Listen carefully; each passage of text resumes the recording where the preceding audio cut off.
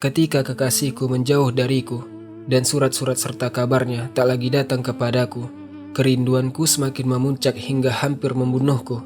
Kenangan tentang kekasihku dan pikiran yang terus menghantuiku membuatku tak sanggup lagi. Lalu aku memanggil iblis dan berkata kepadanya saat sedang sendiri, sementara air mataku terus mengalir. Tidakkah engkau melihat bagaimana keadaanku sekarang? Tangisan dan begadang telah melukai kedua kelopak mataku. Jika engkau tidak menanamkan cinta kepadaku di dalam hati kekasihku, padahal engkau mampu melakukannya, maka aku tidak akan lagi menulis syair, tidak akan lagi mendengarkan nyanyian, tidak akan lagi merasakan nikmat mabuk. Aku akan terus mempelajari Al-Quran, tenggelam dalam pelajarannya dan mendalaminya. Aku akan terus berpuasa dan menegakkan sholat. Sepanjang hidupku aku akan tetap berada dalam kebaikan. Belum sampai 3 hari berlalu setelah itu, tiba-tiba sang kekasih datang kepadaku untuk meminta maaf. Itulah sebuah kasidah karya penyair Abu Nawas. Dalam syair itu, ia seolah-olah mengancam iblis. Lihat keberaniannya, kelicikan sastranya benar-benar luar biasa. Abu Nawas memang dikenal sebagai penyair khamar dan kemaksiatan. Keberaniannya bahkan sampai pada tingkat memanggil iblis sendiri lalu memerasnya. Kalau kau tidak memenuhi keinginanku, aku akan bertobat dan menjadi seorang wali. Seolah-olah iblis akan takut kehilangan pelanggan terbesarnya. Bayangkan, senjata yang ia gunakan untuk melawan iblis justru adalah tobat dan ketakwaan. Artinya, orang ini sebenarnya tahu mana yang benar dan mana yang salah. Dan seperti yang akan kita lihat nanti, hubungannya dengan kezuhudan dan ketakwaan memang sangat rumit. Kontradiksi inilah yang menjadi salah satu bagian yang membentuk legenda penyair Abu Nawas. Suatu hari, salah seorang penyair terkenal pada paruh pertama masa Abbasiyah bernama Walbah bin Al-Hubab, atau yang dikenal dengan julukan Abu Usamah. Ia terbangun pada pagi hari setelah mengalami mimpi yang sangat aneh. Ia bercerita, "Aku melihat dalam mimpiku bahwa iblis datang kepadaku lalu berkata, 'Apakah engkau melihat muridmu Al-Hasan bin Hani?' Aku menjawab, 'Ada apa dengannya?' Iblis berkata, 'Kelak ia akan menjadi penyair besar. Demi Tuhan, melalui dirinya aku akan menyesatkan umat Muhammad dan aku akan membuat manusia mencintainya.' Tentu saja ini hanyalah kisah legenda, sangat cocok dengan legenda yang nantinya akan terbentuk mengenai anak itu. Anak itu adalah Al-Hasan bin Hani yang belajar kepada Walbah tentang kaidah-kaidah bahasa Arab dan dasar-dasar syair. Dan kemudian, sebagaimana sudah diduga dan sebagaimana terlihat dari judul pembahasan kita, ia menjadi penyair besar yang kita kenal sebagai Abu Nawas. Abu Nawas, nama yang hampir selalu disebut bersama berbagai kontroversi. Bahkan, jika sifat-sifat yang disematkan kepadanya diberikan kepada seorang penyair pada zaman sekarang, hukuman paling ringan mungkin adalah dipenjara. Dan memang Abu Nawas sendiri pernah beberapa kali dipenjara. Seolah-olah tidak ada satupun sifat buruk yang bisa memasukkan seseorang ke penjara atau ke neraka, kecuali semuanya disematkan kepadanya. Pendosa, bejat, pemabuk, rusak akhlaknya, pecinta khamar. Kadang-kadang ia berkata, "Biarkan masjid-masjid dihuni oleh para ahli ibadah. Ajaklah kami berkeliling menuju kedai arak agar sang penjual menuangkan minuman kepada kami."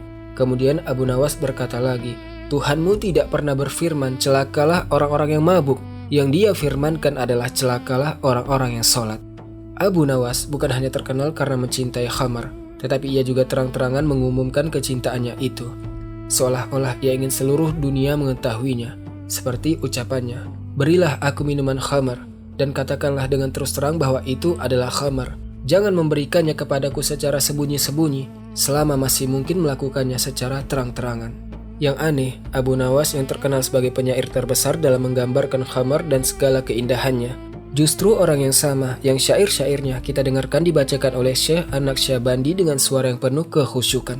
Syairnya seperti ini, "Aku berdoa kepadamu, wahai Tuhanku, sebagaimana engkau perintahkan dengan penuh kerendahan hati. Jika engkau menolak kedua tanganku, maka siapa lagi yang akan mengasihaniku? Aku tidak memiliki jalan kepadamu selain harapan, keindahan ampunanmu, dan sesungguhnya aku adalah seorang muslim." Masih banyak lagi potongan-potongan syair Abu Nawas yang seluruh isinya tentang kezuhudan dan ibadah seperti itu.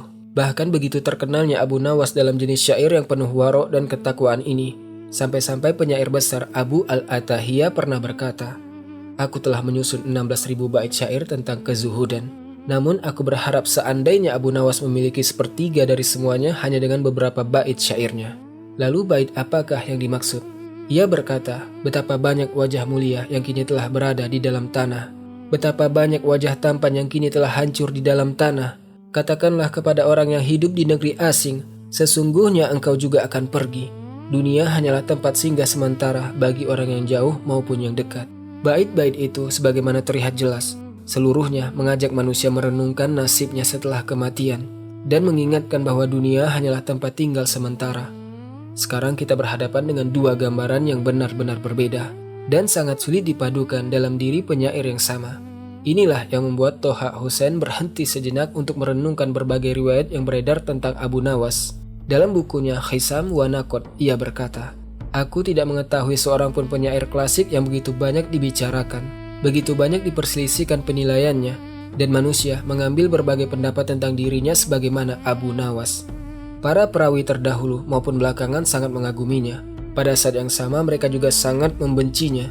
Para ahli ibadah dan para fukaha kadang meridoinya, kadang pula merasa sesak dengannya. Bahkan itu pun belum cukup bagi mereka, sehingga mereka menisbatkan kepadanya berbagai ucapan dan perbuatan yang sebenarnya tidak pernah ia katakan dan tidak pernah ia lakukan. Barangkali, hal yang paling menjelaskan mengapa sosok Abu Nawas begitu membingungkan adalah kenyataan bahwa ia sendiri tidak pernah menyusun diwan syairnya. Semua yang sampai kepada kita hanyalah ratusan potongan syair yang tersebar.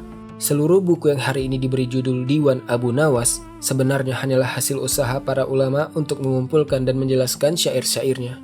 Dan setiap kali usaha itu dilakukan, selalu muncul keraguan bahwa tidak semua syair di dalamnya benar-benar berasal dari Abu Nawas. Bahkan ketika kita membuka kitab Al-Aghani, kita mendapati bahwa Abu Al-Farad Al-Asfahani mengutip syair Abu Nawas sebanyak 89 kali dalam sekitar 13 jilid kitabnya. Namun anehnya, ia tidak pernah sekalipun menulis biografi atau riwayat hidup Abu Nawas.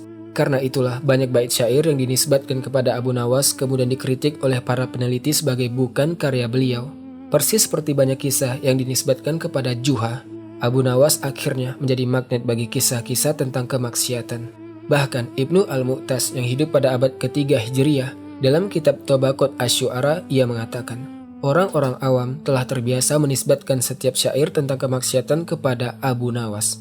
Maka terbentuklah sosok legendaris yang dikelilingi berbagai kisah dan riwayat, padahal mungkin banyak di antaranya sama sekali tidak ada hubungannya dengan dirinya. Gambaran inilah yang juga diperhatikan oleh Abbas Mahmud Al-Aqad. Ia mencatat bahwa hal seperti ini bukan hanya terjadi dalam sumber-sumber Arab, tetapi juga dalam sumber-sumber asing, sebagaimana ia tuliskan dalam bukunya tentang Abu Nawas. Keanehan itu semakin lengkap ketika kita melihat sedikitnya sumber-sumber asing yang membahas Abu Nawas, baik dari sisi kesusastraannya maupun dari sisi kisah-kisah unik yang dinisbatkan kepadanya. Adapun kisah-kisah rekaan itu, semuanya telah mendorong sumber-sumber Arab mengikuti kecenderungan yang sama. Mereka menisbatkan kepada Abu Nawas berbagai peristiwa, baik yang sebenarnya tidak pernah terjadi, maupun peristiwa yang memang terjadi tetapi dilakukan oleh orang lain. Al-Aqad berpendapat bahwa para sejarawan Arab maupun Barat memperlakukan Abu Nawas seperti sosok legendaris, persis seperti tokoh-tokoh dalam kisah 1001 Malam, yang sebagian besar ceritanya mustahil benar-benar terjadi pada satu orang nyata. Al-Aqad kemudian memberikan sebuah contoh menarik dari kisah-kisah semacam itu. Ia mengatakan bahwa kisah tersebut ia temukan dalam sebuah tulisan berbahasa Inggris karya Edward Burton, penterjemah 1001 Malam. Kisahnya mengatakan bahwa suatu hari Abu Nawas sedang duduk bersenang-senang bersama teman-temannya. Tiba-tiba Khaifah masuk.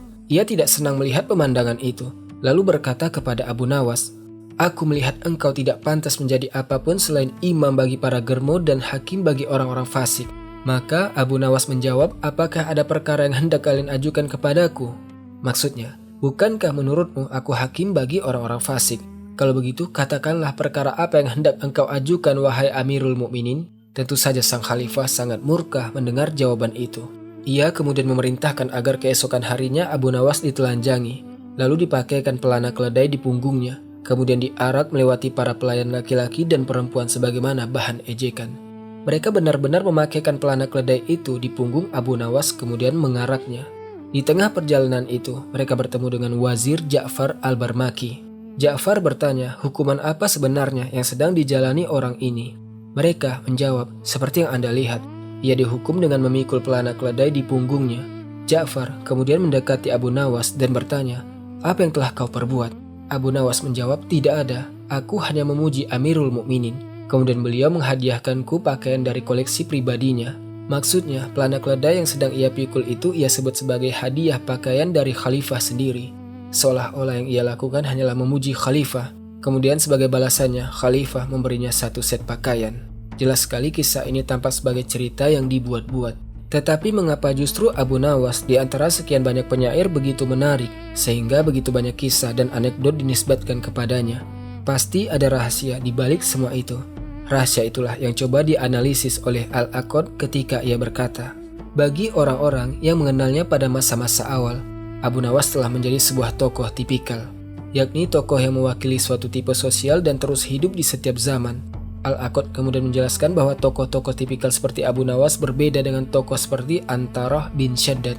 Menurutnya, peristiwa-peristiwa kepahlawanan jauh lebih jarang terjadi dalam masyarakat dibandingkan kisah-kisah tentang kecerdikan, kenakalan, dan kelicikan. Karena itulah, masyarakat lebih sering menjumpai kisah-kisah yang masuk ke dalam ruang lingkup kepribadian ala Abu Nawas daripada kisah-kisah kepahlawanan. Dengan kata lain, Abu Nawas menjadi simbol bagi sosok yang keluar dari norma-norma masyarakat. Dalam pandangan Al-Aqad, kisah-kisah tentang orang-orang yang hidup di luar kebiasaan memang selalu lebih banyak daripada kisah-kisah kepahlawanan. Bahkan mungkin kita bisa menambahkan satu hal lagi, kisah-kisah tentang orang yang menjadi raja kehidupan bebas, yang benar-benar menjalani hidup tanpa batas, seringkali memang terasa lebih menghibur daripada kisah-kisah kepahlawanan. Namun sebelum kita menyelami lebih jauh kepribadian Abu Nawas, kita perlu kembali melihat bagaimana perjalanan hidupnya. Ayah Abu Nawas yang bernama Hani, sebagaimana diceritakan oleh Ibnu Asakir dalam kitab Tarikh Dimashq. Hani adalah seorang tentara dari Damaskus yang menjadi bagian dari pasukan Marwan bin Muhammad, khalifah terakhir dinasti Umayyah. Karena suatu keadaan, ia berpindah ke Ahwas di Persia. Di sanalah ia menikahi seorang perempuan bernama Golban, lalu dikaruniai seorang anak bernama Al-Hasan, yang mana nantinya dikenal sebagai Abu Nawas. Adapun tahun kelahirannya sendiri masih diperselisihkan. Ada sejarawan yang mengatakan tahun 136 Hijriah, ada yang mengatakan 148 Hijriah, ada pula yang mengatakan 154 Hijriah. Bayangkan, tahun kelahirannya saja masih diperdebatkan seperti itu. Bagaimana mungkin sosoknya tidak menjadi sebuah misteri? Misteri berikutnya adalah asal-usul julukannya. Dari mana datangnya nama Abu Nawas? Salah satu riwayat mengatakan bahwa ketika masih muda, Abu Nawas memiliki 2 helai rambut panjang yang selalu terurai di sisi kepalanya. Saat ia berjalan atau menggelengkan kepala, kedua helai rambut itu bergerak ke kanan dan ke kiri. Gerakan seperti itu dalam bahasa Arab disebut nawas, karena itulah ia mendapat julukan Abu Nawas. Ada pula riwayat lain yang mengatakan bahwa julukan itu diberikan oleh salah seorang gurunya, yaitu Khalaf Al-Ahmar, yang nanti akan kita bahas. Abu Nawas menjadi yatim sejak usianya masih kecil. Ayahnya meninggal dunia, sementara ibunya hidup dalam kondisi ekonomi yang sulit. Hal pertama yang dilakukan sang ibu adalah meninggalkan Ahwas dan pindah ke Basrah demi mencari penghidupan. Pada masa itu, dinasti Umayyah telah berakhir, sementara dinasti Abbasiyah baru saja berdiri. Sebagaimana setiap masa ketika sebuah kekuasaan lama runtuh, kemudian digantikan oleh kekuasaan baru yang belum sepenuhnya menguasai keadaan, masa itu dipenuhi pertentangan. Apakah kamu mengenal Charles Dickens? Ia adalah seorang penulis Inggris yang melahirkan salah satu novel klasik paling terkenal, yaitu A Tale of Two Cities. Novel yang berlatar revolusi Prancis itu dianggap sebagai salah satu karya penting dalam sejarah sastra Eropa. Dickens membuka novelnya dengan kalimat yang sangat terkenal, "It was the best of times, it was the worst of times." Dalam terjemahan bebas, itulah masa yang terbaik sekaligus masa yang terburuk. Masa kebijaksanaan sekaligus masa kebodohan, masa keimanan sekaligus masa kekufuran, masa cahaya sekaligus masa kegelapan, musim semi harapan sekaligus musim dingin keputusasaan. Segala sesuatu akan ada di hadapan kami, namun pada saat yang sama tidak ada apa-apa. Kami semua sedang menuju surga, dan pada saat yang sama kami semua sedang menuju neraka. Abbas Mahmud Al-Aqad menggambarkan zaman Abbasiyah yang dialami Abu Nawas hampir sama seperti masa revolusi Prancis yang digambarkan oleh Dickens. Sebuah zaman yang dipenuhi pencapaian-pencapaian besar sekaligus pertentangan-pertentangan besar. Zaman ketika segala sesuatu dan kebalikannya terjadi pada saat yang sama. Sebagaimana kata Al-Aqad, ia bagaikan tanah yang subur yang menumbuhkan biji-bijian, buah-buahan, duri, dan rumput beracun sekaligus. Semuanya bercampur menjadi satu. Sulit memisahkan yang baik dan yang buruk. Di tengah suasana penuh pertentangan seperti itulah, Abu Nawas tumbuh sebagai seorang anak yatim yang miskin. Sejak kecil ibunya menyuruhnya bekerja di sebuah toko penjual rempah dan wewangian agar bisa mencari nafkah. Pekerjaannya adalah meraut batang-batang dupa. Suatu hari, Walbah bin Al-Hubab atau Abu Usama, orang yang pernah bermimpi aneh sebagaimana telah kita ceritakan di awal, ia datang membeli dupa di toko itu. Di sana ia melihat anak kecil bernama Abu Nawas. Sejak saat itu, ia memutuskan untuk mengangkatnya sebagai murid dan membawanya dari Basrah ke Kufah untuk beberapa waktu. Setelah itu, Abu Nawas meminta izin kepada gurunya untuk menghabiskan 1 tahun penuh di pedalaman Arab di tengah padang pasir agar lisannya terbiasa dengan bahasa Arab yang fasih. Sekembalinya dari padang pasir, ia telah membawa bekal ilmu yang sangat banyak dan kefasihan bahasa yang luar biasa. Namun, Abu Nawas tidak kembali ke Kufah. Ia justru kembali ke Basrah. Di sanalah Abu Nawas bertemu dengan guru keduanya, yaitu Khalaf al-Ahmar. Khalaf al-Ahmar adalah salah seorang periwayat syair Arab yang paling penting. Az-Zubaydi dalam kitab Tabaqat al-Lughawiyin wa an-Nahwiyin menggambarkannya sebagai salah seorang orang yang paling luas ilmunya tentang syair dan paling menguasai qafiyah. Artinya, Abu Nawas benar-benar belajar kepada orang yang tepat. Setelah belajar beberapa waktu, diceritakan bahwa Abu Nawas berkata kepada gurunya, "Wahai guru Khalaf, sekarang aku sudah dewasa. Aku ingin mulai menulis syair." Khalaf al-Ahmar menjawab, "Boleh, tetapi dengan satu syarat. Hafalkan dahulu 1000 potong syair karya penyair-penyair Arab." Abu Nawas menjawab, "Mudah." Ia pun menghilang selama beberapa waktu. Ketika kembali, ia berkata, "Aku sudah menghafalnya." Khalaf al-Ahmar lalu memintanya melafalkan hafalan itu. Ternyata benar, semuanya telah ia hafal. Khalaf berkata, "Bagus sekali, sekarang lupakan semuanya." Abu Nawas terkejut. "Bagaimana mungkin?"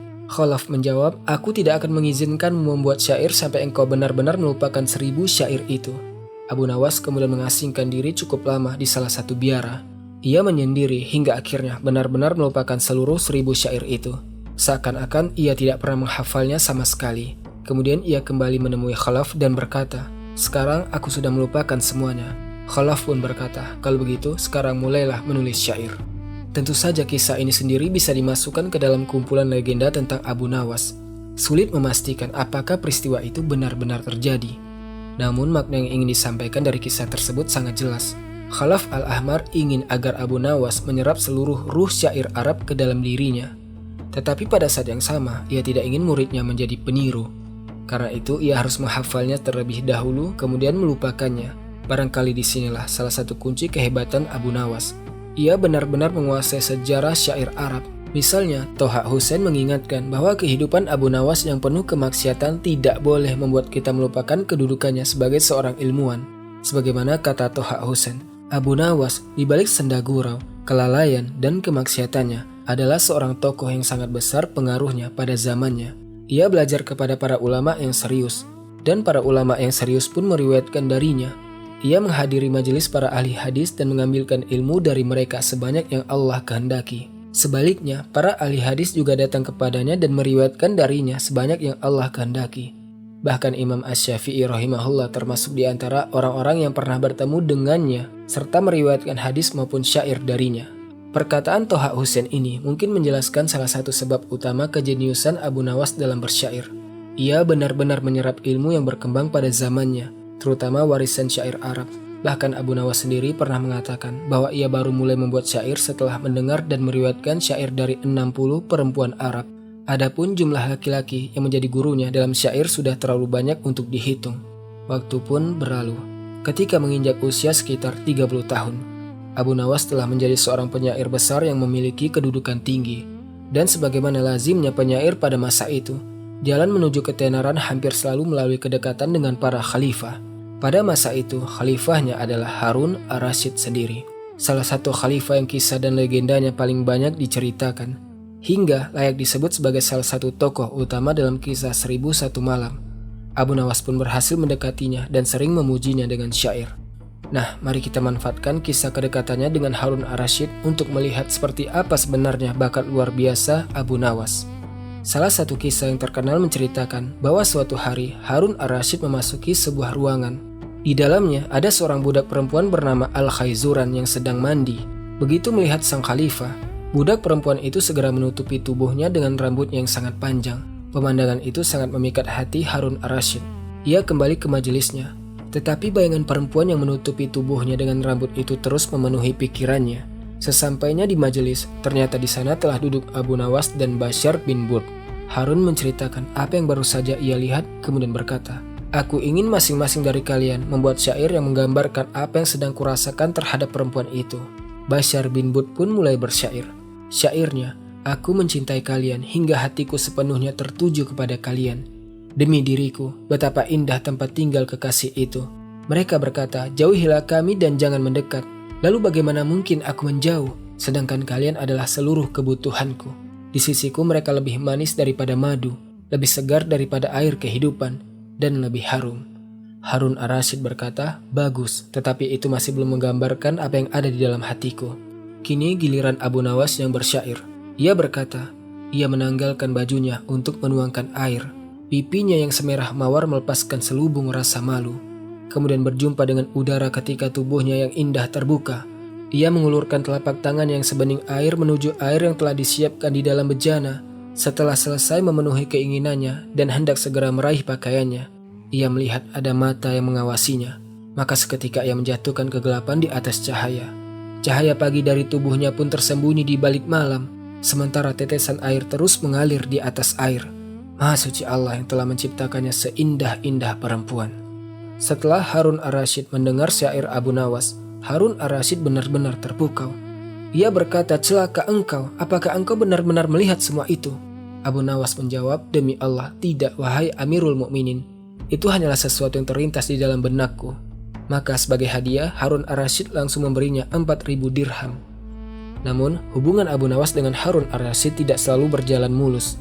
Karena lisannya yang tajam dan gaya hidupnya, Harun ar-Rasyid beberapa kali memenjarakannya. Setiap kali itu terjadi, putra khalifah yaitu Al-Amin selalu menjadi perantara yang membelanya karena keduanya memang bersahabat. Hingga akhirnya Abu Nawas mulai bosan dengan kehidupan yang terus keluar masuk penjara. Ia pun berpindah-pindah negeri. Mula-mula ia melarikan diri ke Mesir pada masa pemerintahan Gubernur Al-Khasib. Selama 1 tahun penuh ia tinggal di sana dan memuji sang gubernur dengan syairnya. Namun kemudian hubungan mereka memburuk. Abu Nawas mulai menyindirnya melalui syair-syair satir, lalu meninggalkan Mesir.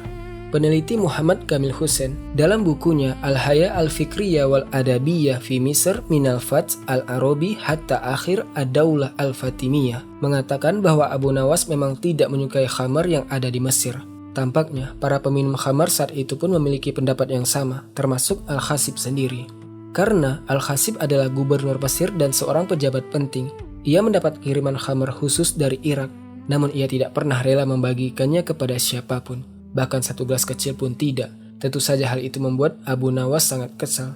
Orang seperti Abu Nawas tentu tidak akan tinggal diam. Ia segera menyusun sebuah syair untuk menyindir Al-Khasib. Al-Khasib tidaklah benar-benar mulia terhadap tamunya, bahkan tempatnya keras dan tandus. Barang siapa memiliki keluarga dan harta di Mesir, maka aku di sana hanyalah orang asing yang datang dengan tangan kosong.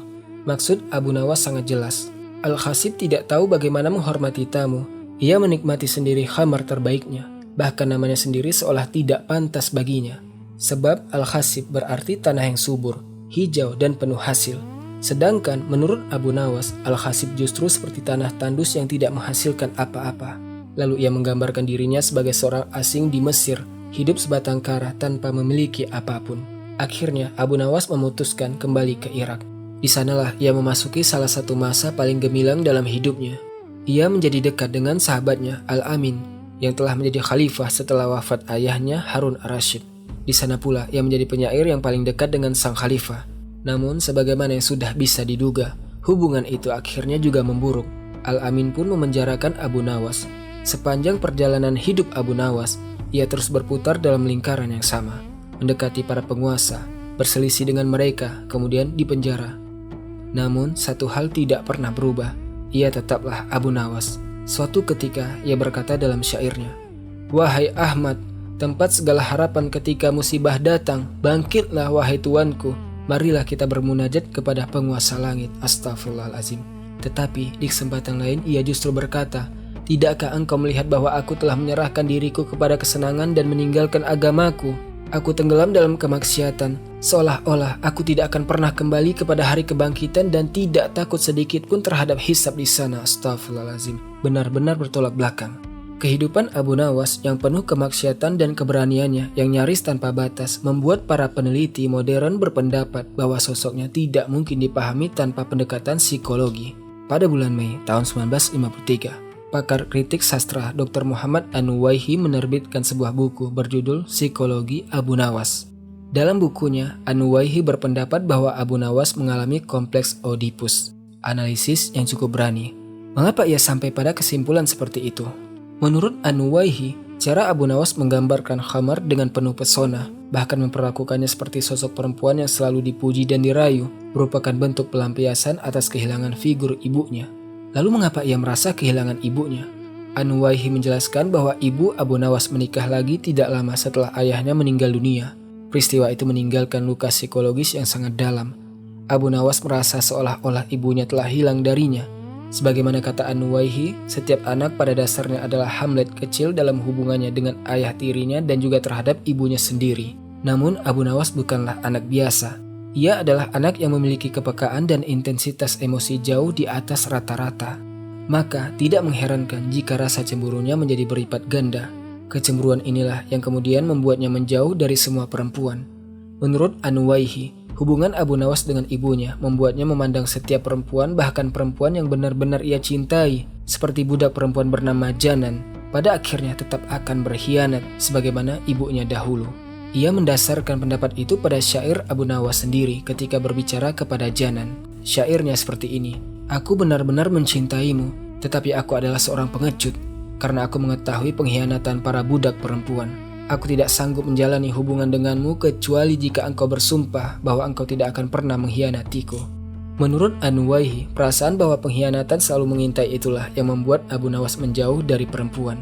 Sebagai gantinya, ia menumpahkan seluruh cintanya kepada Khamar, yang dalam pandangannya menjadi pengganti bagi semua perempuan yang dianggapnya mudah berkhianat. Beberapa bulan setelah buku An-Nuwaihi terbit, Abbas Mahmud Al-Aqad menerbitkan bukunya yang berjudul Abu Nawas Al-Hasan bin Hani. Al-Aqad juga menganalisis kepribadian Abu Nawas secara psikologis. Namun kesimpulannya berbeda. Ia tidak melihat Abu Nawas sebagai orang yang mengalami kompleks Oedipus. Sebaliknya, ia memandang Abu Nawas sebagai seorang narsisis. Seseorang yang sangat mencintai perhatian, yang selalu ingin menjadi pusat perhatian. Menurut Al-Aqad, Abu Nawas memang melakukan banyak hal yang kontroversial. Tetapi yang lebih aneh lagi, ia selalu membanggakan semua itu. Keberaniannya mempertontonkan kemaksiatan itulah menurut Al-Aqad inti dari sifat narsisnya. Misalnya ketika Abu Nawas berkata, kenikmatan yang paling lezat adalah kenikmatan yang dilakukan secara terang-terangan hingga semua orang mengetahuinya. Kalimat seperti inilah yang dijadikan Al-Aqad sebagai benang merah untuk membuktikan sifat narsistik Abu Nawas. Sebagaimana tulisannya, sifat narsistik yang kami telusuri pada diri Al-Hasan bin Hani bukanlah keadaan yang lazim ditemukan kepada orang-orang seusianya. Ia merupakan keadaan yang menyimpang. Sebagian gejalanya telah ada sejak lahir, sedangkan sebagian lainnya dibentuk oleh lingkungan keluarga, masyarakat, dan zaman tempat ia tumbuh serta menjalani seluruh kehidupannya. Dalam hal ini, tidak ada penyair lain pada zamannya yang benar-benar menyerupainya. Al-Aqad kemudian menjelaskan bahwa sifat narsistik Abu Nawas dibentuk oleh 3 faktor. Pertama, penampilan fisiknya. Di sini, Al-Aqad membandingkan Abu Nawas dengan Narsisus, tokoh dalam mitologi Yunani. Seorang pemuda yang begitu tampan hingga jatuh cinta kepada bayangannya sendiri. Karena menolak semua orang yang mencintainya, para dewa mengutuknya. Ketika Narsisus melihat pantulan wajahnya di air, ia jatuh cinta kepada dirinya sendiri. Tentu saja cinta yang mustahil itu berakhir dengan kematiannya. Menurut Al-Aqad, ketampanan Abu Nawas turut membentuk rasa percaya dirinya yang sangat tinggi. Ia mengutip keterangan Ibnu Manzur yang menggambarkan Abu Nawas sebagai berikut. Ia berwajah tampan, berkulit putih cerah, berperangai menarik, bertubuh halus, rambutnya terurai hingga menutupi wajahnya, tubuhnya kurus, dan suaranya selalu sedikit serak. Karena itulah Abu Nawas pernah membanggakan ketampanannya melalui syairnya. "Janganlah engkau menyombongkan kecantikanmu di hadapanku, wahai rembulan. Dahulu kami pun pernah tampan, kami pernah berpaling dengan penuh kesombongan, sebelum akhirnya zaman mengubah kami." Seolah-olah Abu Nawas berkata, "Jangan merasa paling tampan, aku juga pernah muda dan tampan sepertimu." Faktor kedua menurut Al-Aqad adalah karena Abu Nawas merupakan anak yang sangat dimanja. Al-Aqad mengambil contoh dari kepang rambut yang selalu dibuatkan ibunya sejak kecil sebagai tanda pembeda dari anak-anak lain. Gaya rambut itu masih tetap melekat padanya. Karena itu, ketika budak perempuan bernama Janan menolak cintanya, Abu Nawas berkata, Jangan membuat ibuku kehilangan satu-satunya anaknya. Engkau tidak akan pernah menemukan orang seperti diriku untuk ibuku. Seolah-olah ia berkata pelan-pelan saja, wahai perempuan cantik, jangan sampai aku mati. Aku ini anak tunggal ibuku.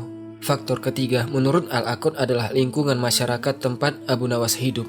Al-Aqad menulis, masa Abu Nawas merupakan awal munculnya kehidupan bohemian di Basrah. Sebuah kehidupan yang bebas, mengembara, dan mulai dikenal di kota-kota besar. Gaya hidup itu menyebar luas pada masa-masa penuh gejolak dan konflik. Pada masa itulah kelompok-kelompok bohemian mulai berdatangan dari wilayah-wilayah Asia, terutama India menuju ke barat. Mereka datang berombongan, berpencar, bahkan terkadang seperti pasukan atau gerombolan, bergantung pada tempat yang mereka datangi. Menurut Al-Aqad, kaum Bohemia ini adalah kelompok Zuto. Singkatnya, mereka adalah gerombolan perampok yang berasal dari India. Menurut Al-Aqad, kelompok ini sama sekali tidak peduli terhadap norma-norma sosial. Karena itulah mereka hampir selalu terlibat bentrokan keras dengan penguasa. Orang-orang seperti itu yang tidak peduli kepada siapapun, tidak takut kepada pemerintah, bahkan tidak gentar terhadap penjara, menjadi sosok yang menurut Al-Aqad ingin ditiru oleh Abu Nawas. Karena itu, ketika Abu Nawas meninggalkan Baghdad menuju Mesir, ia sengaja mengenakan pakaian Asutor. Kelompok Asutor adalah para bandit atau perampok jalanan yang dikenal hidup di luar aturan masyarakat. Dengan mengenakan pakaian mereka, Abu Nawas bersyair, kami bermalam sementara Allah melihat kami sebagai seburuk-buruk gerombolan. Kami menyeret ekor-ekor kemaksiatan dengan penuh kebanggaan. Artinya, Abu Nawas mengaku sangat bangga ketika tampil dengan pakaian para bandit. Ia bangga menjadi bagian dari orang-orang yang dipandang buruk oleh Allah dan oleh masyarakat. Bahkan ia mengaku menyeret kemaksiatannya kemana-mana dengan penuh kebanggaan. Semua hal dalam perjalanan hidup Abu Nawas itulah yang menurut Al-Aqad menjadi bukti sifat narsistiknya. Baginya, seluruh syair Abu Nawas yang berisi kemaksiatan dan kehidupan bebas hanyalah ungkapan dari seseorang yang terlalu mengagumi dirinya sendiri. Lalu bagaimana dengan syair-syair kezuhudannya? Menurut Al-Aqad, syair-syair itu tidak lahir dari ketulusan. Ia menganggap semuanya dibuat-buat, sebagaimana ia menulis. Adapun syair-syairnya tentang ibadah, kezuhudan, dan tobat, maka sepanjang hidupnya ia tidak sungguh-sungguh dalam semua itu hingga menjelang wafatnya. Sebagiannya ia tulis karena takut kepada Al-Amin, dan sebagian lainnya hanya cara untuk mencari perhatian dengan berpura-pura soleh. Kalau begitu, apakah sekarang persoalannya sudah selesai? Apakah kita bisa mengatakan bahwa Abu Nawas hanyalah orang yang mengalami kompleks Oedipus, sebagaimana kata An-Nuwaihi, atau hanya seorang narsisis sebagaimana pendapat Al-Aqad? Ternyata belum. Penafsiran psikologis terhadap Abu Nawas yang diajukan Al-Aqad dan An-Nuwaihi sama sekali tidak diterima oleh Toha Hussein. Pada tanggal 19 Februari 1954, Toha Hussein menulis sebuah artikel di surat kabar Al-Jumhuriyah berjudul Tragedi Abu Nawas. Tulisan itu kemudian ia masukkan kembali ke dalam bukunya Khisam wa Naqd. Di sana Toha Hussein berkata dengan nada bercanda, tidak diragukan lagi, seandainya Abu Nawas bertemu dengan Dr. An-Nuwaihi, tentu perhitungannya dengan beliau akan sangat berat. Dan seandainya ia bertemu dengan Ustadz Al-Aqad, perhitungannya juga tidak akan kalah berat. Karena menurut Toha Hussein, para sastrawan yang terlalu jauh menggunakan teori psikologi tanpa bekal yang memadai justru berbuat zolim terhadap sastra. Bahkan menurutnya, menganalisis kepribadian orang yang masih hidup saja sudah sangat sulit, apalagi menganalisis seseorang yang telah wafat berabad-abad lalu. Seseorang yang bahkan riwayat hidupnya sendiri tidak dikenal secara utuh. Belum lagi sebagian besar syair dan kisah yang dinisbatkan kepadanya ternyata masih dipersisikan keasliannya. Kalau begitu, bagaimana pendapat Toha Hussein sendiri? Apakah ia setuju dengan An-Nuwaihi atau dengan Al-Aqad? Jawabannya tidak keduanya. Lalu, menurut Toha Hussein, sebenarnya Abu Nawas itu seperti apa? Toha Hussein melihat Abu Nawas sebagai orang yang diliputi rasa putus asa dan pesimisme, tidak lebih. Bahkan menurut Toha Hussein, ada satu tokoh lagi yang memiliki pandangan hidup serupa dengan Abu Nawas, yaitu Abu Al-Ala Al-Ma'ari. Menurutnya, Abu Nawas dan Al-Ma'ari sama-sama memandang kehidupan dengan pesimisme. Hanya saja cara mereka menghadapinya berbeda. Dalam bukunya Hadis Al-Arbi'ah, Toha Hussein menulis, Abu Nawas menyerupai Abu Al-Ala. Keduanya sama-sama meremehkan kehidupan dan membencinya dengan kebencian yang mendalam. Perbedaannya hanya satu. Abu Nawas membenci kehidupan lalu melawannya dengan kenikmatan dan kesenangan. Sedangkan Abu Al-Ala membenci kehidupan lalu melawannya dengan kezuhudan dan menahan diri dari segala kenikmatan. Pesimisme Abu Nawas terhadap dunia ia salurkan melalui hiburan dan kenikmatan indrawi. Sedangkan pesimisme Al-Ma'ari ia salurkan melalui kezuhudan dan menjauhkan diri dari kesenangan dunia. Pengamatan cerdas Toha Hussein ini ternyata memiliki padanan dalam banyak aliran filsafat terkenal sepanjang sejarah. Misalnya stoicisme yang lebih dekat dengan pandangan Abu al-Ala al-Ma'ari, dan epikureanisme yang dalam banyak hal justru sangat dekat dengan cara berpikir Abu Nawas. Begitu pula sampai batas tertentu dengan Umar Khayyam. Dalam banyak kajian maupun imajinasi populer, Umar Khayyam sering ditempatkan dalam kelompok yang sama dengan Abu Nawas. Keduanya memiliki begitu banyak syair tentang khamar dan kenikmatan hidup, namun pada saat yang sama juga memiliki syair-syair tentang taubat dan kezuhudan. Kesamaan inilah yang kemudian disinggung secara cerdas oleh penyair modern Jos Jordak dalam syair Hazihi Lailati yang kemudian dipopulerkan oleh Ummu Kulsum. Ia menulis, "Apakah dalam malamku ini bayangan An-Nawasi memeluk Khayyam? Mereka saling menuangkan anggur dari mimpi-mimpi, saling mencintai lalu mengenang hari-hari yang telah berlalu." Dalam bait itu, penyair membayangkan Abu Nawas dan Umar Khayyam duduk dalam satu majelis. Seolah-olah keduanya merupakan dua wajah dari gagasan yang sama. Kalau dipikir-pikir, seluruh lagu itu sebenarnya adalah lagu yang sangat menonjolkan kenikmatan cinta. Sang kekasih berkata, kehidupan kelak akan mempermainkan kita dan menertawakan kita. Maka datanglah, cintailah aku sekarang, sekarang, sekarang, sekarang. Desakan Muhammad Abdul Wahab agar kata sekarang diulang 3 kali dalam komposisinya menjadi penegasan akan pentingnya menikmati kenikmatan saat ini juga. Detik ini, meskipun setelahnya mungkin kita tidak akan pernah bertemu lagi. Makna itu kembali ditegaskan dalam bait berikutnya. Suatu hari nanti cinta kita akan berpindah rumah. Burung-burung pun akan meninggalkan sarangnya. Rumah-rumah yang dahulu dihuni kelak akan memandang kita sebagaimana hari ini kita memandang rumah-rumah kosong itu. Artinya, rumah-rumah tua yang kini kita lihat telah kosong, suatu hari nanti juga akan menyaksikan kita menghilang dari dunia. Jika pada akhirnya segala sesuatu akan lenyap, maka menurut cara pandang ini, yang tersisa hanyalah menikmati saat yang sedang kita jalani. Gagasan tersebut sangat dekat dengan filsafat epikureanisme. Pada periode antara 341 hingga 271 sebelum Masehi, hiduplah salah seorang filsuf Yunani yang terkenal, yaitu Epikuros. Epikuros berpendapat bahwa filsafat yang tidak mampu menyembuhkan penderitaan manusia hanyalah kesia-siaan. Filsafat yang tidak mampu menenangkan jiwa sama seperti ilmu kedokteran yang tidak dapat menyembuhkan orang sakit. Kaum Epikurean memandang bahwa rasa takut terhadap kematian adalah ketakutan yang tidak rasional. Sebab ketika kematian datang, kita sudah tidak ada. Dan selama kita masih ada, kematian belum datang. Lalu mengapa harus takut kepada sesuatu yang tidak akan pernah kita alami bersamaan dengan keberadaan kita? Karena itulah mereka berpendapat bahwa cara terbaik menghadapi ketakutan tersebut adalah menikmati kehidupan selama masih hidup. Diriwayatkan bahwa Epikuros pernah menulis kepada salah seorang muridnya yang bernama Moneikus, yang maknanya kurang lebih demikian. Selama engkau masih hidup, fokuslah pada kehidupan. Sebab ketika kematian datang, engkau tidak akan lagi merasakan apapun. Maka mengapa harus takut kepada kematian? Selama engkau ada, kematian belum ada. Dan ketika kematian datang, engkau sudah tidak ada. Jadi, nikmatilah hidup semampumu. Penulis Anthony Gottlieb dalam bukunya The Dream of Reason, A History of Philosophy from the Greeks to the Renaissance, menjelaskan bahwa Epikuros terutama berusaha membebaskan manusia dari segala bentuk kesedihan dan kegelisahan. Pembelaannya terhadap prinsip kenikmatan pada zamannya dianggap sebagai ancaman terhadap konsep keutamaan moral. Lalu apa hubungannya semua ini dengan Abu Nawas? Justru disinilah kita menemukan upaya lain untuk memahami teka-teki Abu Nawas. Kalau ada satu sifat yang benar-benar konsisten dalam syair-syairnya, maka itu adalah ketidakpeduliannya terhadap penilaian orang lain. Menurut Al-Aqad, hal itu terjadi karena ia ingin menanamkan dalam benak mereka bahwa mereka terlalu hina di matanya sehingga ia tidak merasa perlu menyembunyikan dirinya. Ia tidak rela meninggalkan satu pun kenikmatan hanya demi mendapatkan keridhaan mereka. Bahkan karena begitu rendahnya nilai mereka di matanya, ia sengaja menantang mereka dan lebih memilih celaan mereka daripada pujian mereka.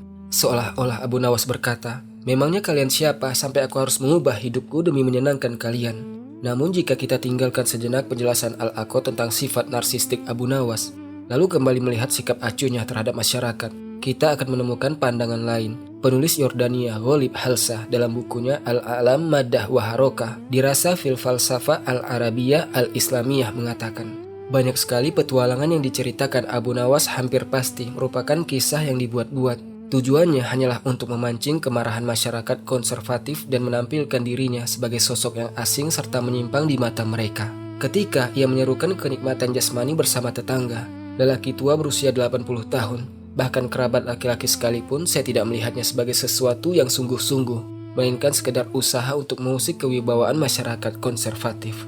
Semangat memberontak dan kecintaan Abu Nawas terhadap momen saat ini sangat jelas terlihat dalam syair-syairnya. Bahkan dalam banyak kesempatan, ia menolak tradisi lama yang selalu mengawali kasidah dengan menangisi bekas-bekas perkampungan kekasih. Padahal hampir semua penyair Arab sebelum dirinya memulai syair dengan berdiri di atas reruntuhan rumah orang yang dicintai lalu menangisinya. Seperti Imru'ul Qais yang berkata, "Berhentilah, mari kita menangis mengenang kekasih dan tempat tinggalnya." Atau Labid bin Robi'ah yang membuka mu'alakohnya dengan mengenang bekas-bekas perkampungan yang telah ditinggalkan. Namun bagi Abu Nawas, reruntuhan apa yang harus kutangisi? Kekasih yang mana lagi yang harus kuratapi? Aku adalah anak zamanku. Aku ingin menikmati saat yang sedang kujalani. Sebagaimana ia berkata, apa urusanku dengan rumah-rumah yang telah ditinggalkan penghuninya?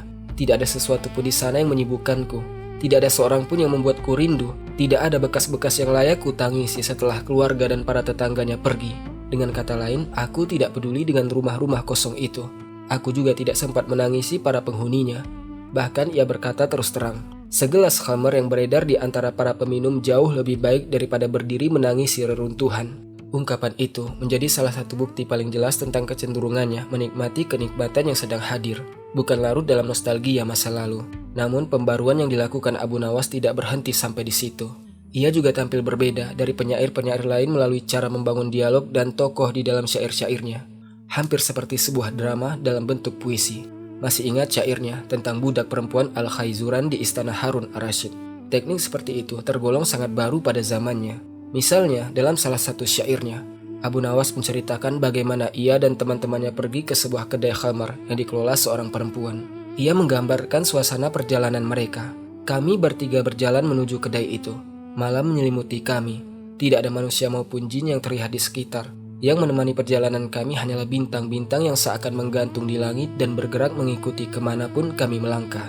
Lalu ia melanjutkan, setelah sebagian malam berlalu, kami mengetuk pintunya.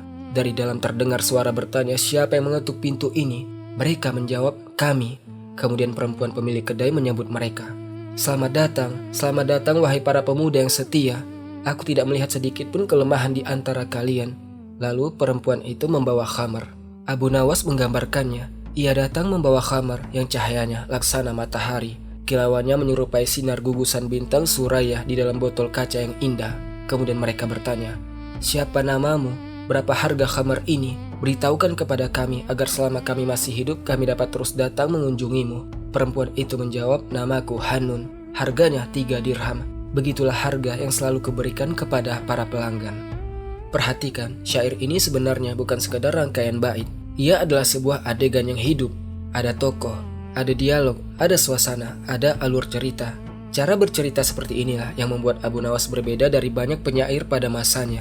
Semua pembahasan tadi sebenarnya mengajarkan satu hal yang mungkin lebih penting daripada sekedar menganalisis kepribadian Abu Nawas. Memang benar, sosoknya menjadi bahan baku bagi ratusan legenda dan kisah yang mungkin sama sekali tidak pernah terjadi. Namun di sisi lain, kedudukannya sebagai penyair besar sama sekali bukanlah kebetulan. Ia mencapainya melalui bakat yang luar biasa, penguasaan ilmu yang mendalam, dan pembaruan yang ia lakukan sendiri terhadap tradisi puisi Arab. Jadi kita tidak sedang berhadapan dengan seorang pemabuk yang sekedar larut di dalam kesenangan sesaat. Sebagaimana kesan pertama yang sering muncul. Kita sedang berhadapan dengan seseorang yang memiliki kemampuan dan kreativitas luar biasa untuk melahirkan sesuatu yang benar-benar baru dalam sejarah puisi Arab. Hal itu diakui oleh hampir seluruh kritikus sastra, baik klasik maupun modern. Kita tentu tidak harus menyetujui cara hidup Abu Nawas atau pandangan-pandangannya. Namun sangat sulit memahami sejarah puisi Arab tanpa mengenal siapa Abu Nawas. Dan mengapa begitu banyak kritikus meskipun sangat berbeda pandangan dengannya, tetap mengakui kedudukannya sebagai salah satu penyair terbesar. Barangkali penilaian yang paling tepat tentang Abu Nawas adalah apa yang pernah dikatakan oleh Abu Hifan, salah seorang periwayat syair dari generasi setelahnya. Abu Hifan berkata, Abu Nawas adalah orang yang paling beradab dan paling mengetahui seluruh syair. Ia memiliki bakat alami. Ia tidak meneliti secara mendalam dan tidak menghaluskan syairnya, serta tidak menekuninya. Ia juga sering mengucapkan syair dalam keadaan mabuk. Oleh karena itu, syairnya berbeda-beda mutunya. Di dalamnya ada yang setinggi bintang Suraya dalam kualitas dan keindahannya, dan ada pula yang serendah dasar karena kelemahan dan kerapuhannya. Meskipun memiliki adab dan ilmu yang sangat banyak, ia tetap seorang yang gemar berfoya-foya, gemar bermaksiat, dan seorang pemuda yang licik. Namun dalam semua itu, ia tetap seorang yang manis dan jenaka. Namun, sebagaimana kita memulai kisah ini dengan sebuah legenda tentang masa kecilnya. Ketika Walbah bermimpi melihat iblis yang membanggakan dirinya karena kelak akan menyesatkan manusia melalui Abu Nawas, maka mari kita akhiri kisah ini dengan sebuah riwayat lain. Riwayat ini disebutkan oleh Ibnu Katsir dalam kitab Al-Bidayah wan Nihayah. Dikisahkan bahwa Abu Nawas wafat tidak lama setelah keluar dari penjara. Penjara yang justru diperintahkan oleh sahabatnya sendiri, Khalifah Al-Amin putra Harun Ar-Rasyid. Diceritakan pula bahwa salah seorang sahabatnya melihat Abu Nawas dalam mimpi setelah ia meninggal. Sahabat itu bertanya, "Apa yang Allah lakukan terhadapmu?" Abu Nawas menjawab, "Allah telah mengampuniku karena beberapa bait syair yang pernah kuucapkan, yaitu bait-bait yang sangat terkenal. Bait yang juga dilantunkan oleh Syekh Aqnasyabandi dan menjadi bait yang kita jadikan pembuka dalam pembahasan kali ini, yang diawali dengan Ya Robbi in azomat zunubi kasrotan falakot alimtu bi anna afwaka azom. Ya Robbi, jika dosa-dosaku yang begitu banyak, sungguh aku mengetahui bahwa ampunanmu jauh lebih besar." Tentu saja sangat sulit memastikan kapan sebenarnya Abu Nawas mengucapkan bait-bait ini. Begitu pula syair-syair kezuhudan lainnya.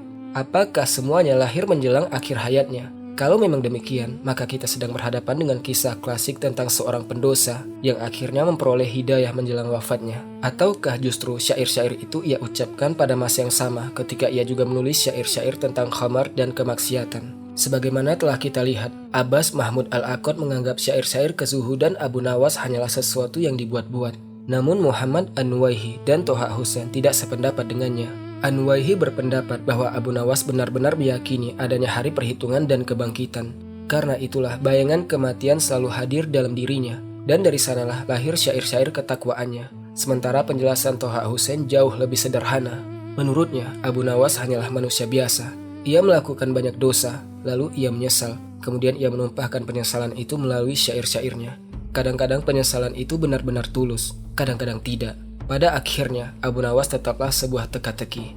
Begitu banyak orang mencoba menyelami kepribadiannya, menganalisisnya dari sudut pandang psikologi, menafsirkannya melalui filsafat. Namun setiap usaha itu hanya mampu menangkap satu sisi darinya, sementara sisi lainnya tidak luput. Barangkali keadaan itu justru mengingatkan kita pada salah satu bait syair Abu Nawas yang paling menggambarkan dirinya sendiri sebagai sebuah misteri. Abu Nawas berkata, "Katakanlah kepada siapa saja yang mengaku menguasai filsafat dan ilmu, engkau memang telah mengetahui sebagian, tetapi masih banyak hal yang luput darimu." Dan Abu Nawas juga berkata, "Janganlah engkau berputus asa dari ampunan Allah hanya karena engkau seorang yang dipenuhi dosa, sebab berputus asa dari rahmatnya justru merupakan kehinaan dalam agama." Sampai di sini kisah kita hari ini tentang Abu Nawas. Jika kamu menyukai kisah ini, komentar di bawah jam berapa kalian menonton kisah ini dan dari mana kalian berasal. Dan jika kamu mengenal seseorang yang juga menyukai kisah seperti ini, bagikanlah kepadanya. Sampai jumpa teman-teman semua di kisah-kisah seru lainnya insya Allah. Semoga kalian semua selalu dalam kebaikan dan perlindungan. Barakallahu fikum. Assalamualaikum warahmatullahi wabarakatuh.